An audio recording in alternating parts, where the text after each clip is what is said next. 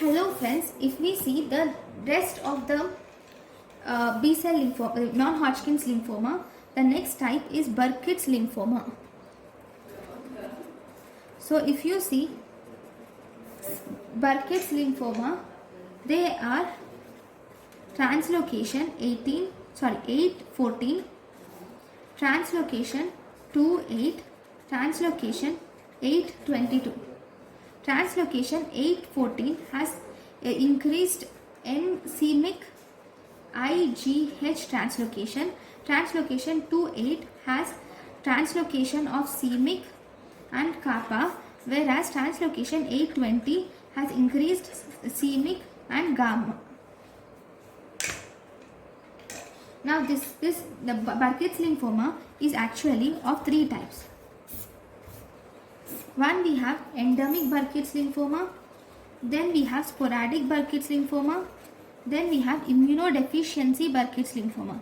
Endemic Burkitt's lymphoma, sporadic Burkitt's lymphoma and immunodeficiency Burkitt's lymphoma.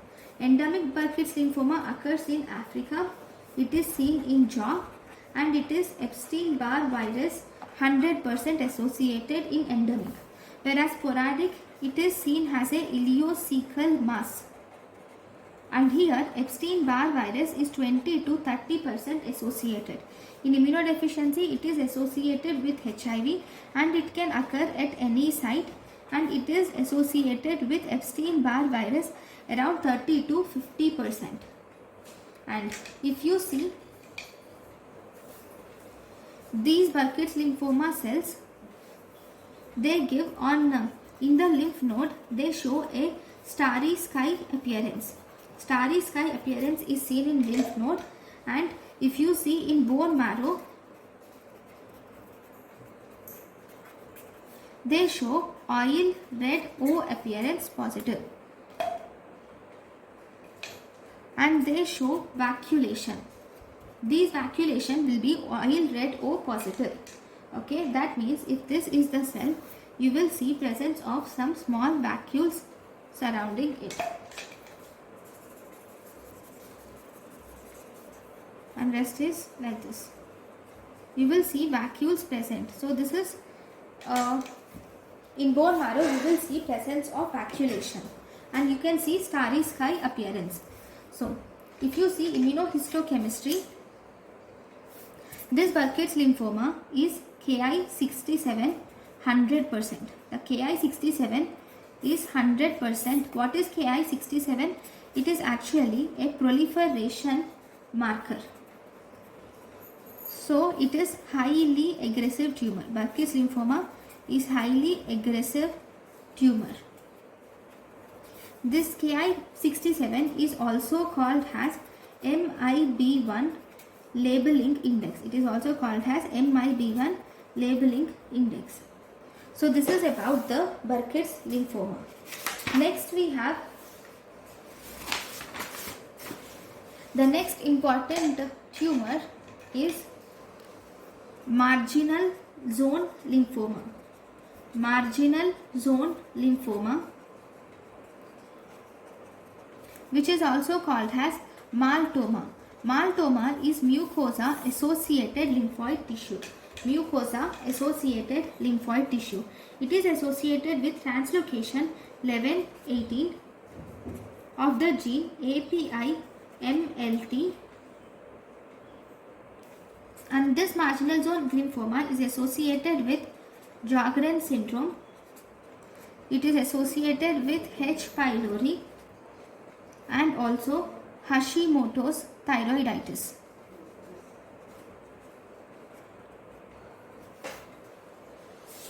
So this is about the marginal zone lymphoma. The next important tumor, non-Hodgkin's lymphoma, is hairy cell leukemia. Hairy cell leukemia. So if you see hairy cell leukemia,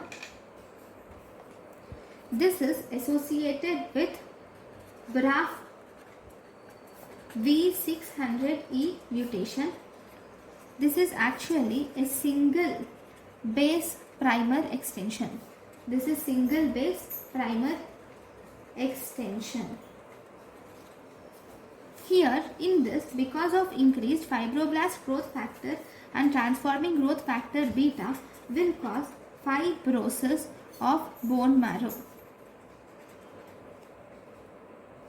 Okay, so here, right, so this is one important thing.